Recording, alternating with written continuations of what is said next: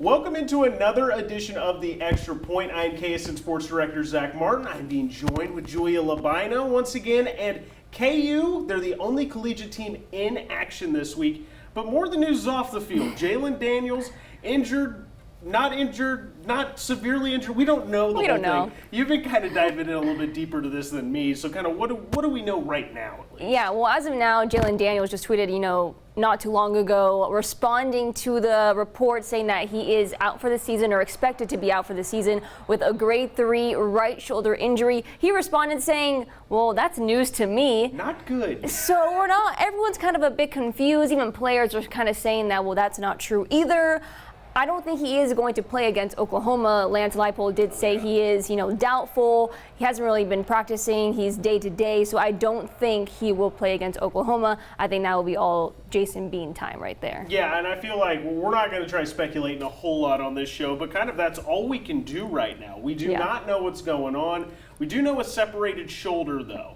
So that's typically not good when it's especially your throwing shoulder. I would expect him to be out for an extended amount of time. Now, if that's the rest of the season or if he comes back for a possible bowl game, we do not know that. But let's kind of just shift our focus to on the field. They're taking on the Sooners this weekend in Norman. Definitely not the Oklahoma team we're used to over years past. No, definitely not. They were trekked by Texas. I'm not really Good way to put it. Yeah, I don't really know what other word to use.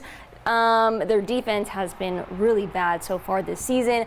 What I'm hoping to see out of KU is that they just kind of clean it up on offense. During Lance Leipold's conference earlier today, he was saying that penalties in the fourth quarter have been a really big issue. They already have 14 this season or 15 this season in the fourth quarter. Last season, they had 15 in the fourth quarter the whole season. So that kind of says a lot. We saw it play a factor against TCU.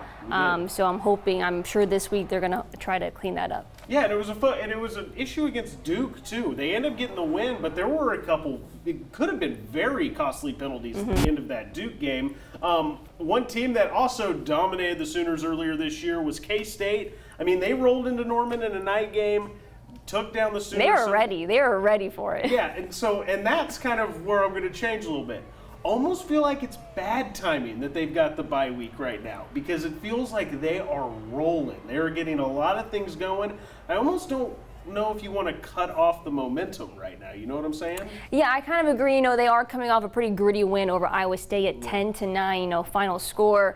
Coming off of that, then to just kind of laying low, just kind of going through practices, going through the motions. And then when they come back next week, they have to go to TCU, a team that's been playing really great so far. So that's going to be interesting to see kind of how they go off of a bye week and then heading into the Horned Frogs. Yeah, absolutely. And I think with K-State's offense and the fact that it is so run heavy, I feel like they catch a lot of people off guard. And I don't know if taking that bye week, obviously I believe TCU has a game this weekend, but it feels like it almost gives them a little bit more prep time, whereas at the same time, K-State, they're able to recover, they're able to get some energy back because that was a hard-fought win in Ames, Iowa, but it's going to be interesting to see how they come off of the bye week, and yeah, as you said, go to Fort Worth to take on TCU. Let's move it to high school for a minute. We had another great week. Every week. There are only 2 more weeks of the regular season, which crazy. Blows my mind. I can't believe we're actually even getting close to the end of Friday Football Fever for this year. We still have a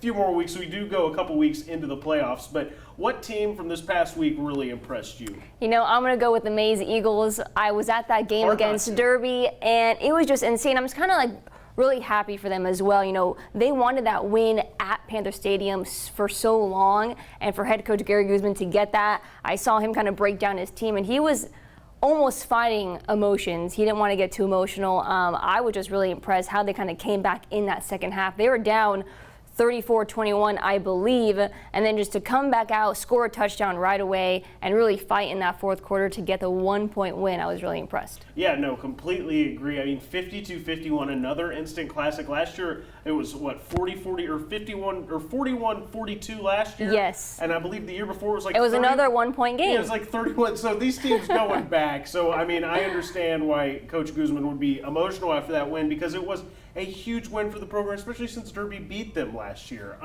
For me, this week, I mean, I'm going to go with Andale, just, I mean, based off of everything that they've done this year, I mean, they put up 108 points a couple weeks ago.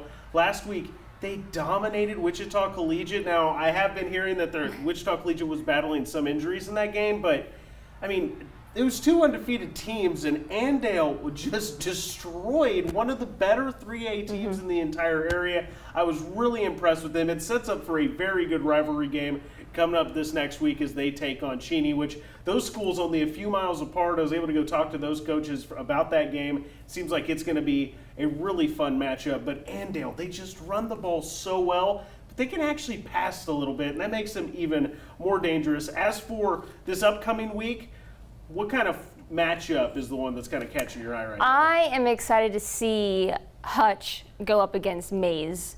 Hutch is 5-1. Their only loss again against Derby.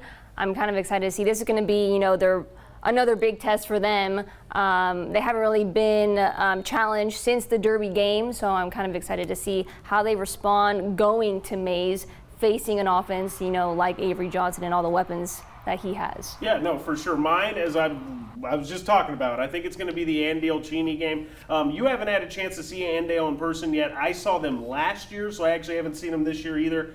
But they're a lot of fun. Even though they don't really throw the ball a whole lot, and they can, when you're working a camera, kind of behind the scenes for us, when you're working a camera, those flex bone veer offenses where they're pitching it, handing it off to 3 different running backs all the time. It can get kind of confusing keeping up with the ball while you're getting the highlights. Try not to get tricked out there. It is a really impressive offense to watch, and especially up front in the trenches on the offensive line. So I think that game's going to be a lot of fun. I don't know whether or not Cheney is going to be able to keep up with Andale, because no team has kept up with Andale, but I think they have a good chance, and I feel like they've got a good enough offense.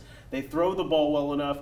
I feel like this game could actually be closer than what some people would be predicting. So that's the matchup I'm kind of looking forward to. We've got a lot of things coming up this week. We have, as KU, they're down in Norman, Oklahoma. Got the Chiefs taking on the Bills later this week. We're going to be talking about that plenty throughout all of our shows. Should be a great week of local and national sports coming up here, and we're going to have plenty more coming up next week on the Extra Point, as we're going to be wrapping up everything that goes on this weekend. We'll talk to you guys soon.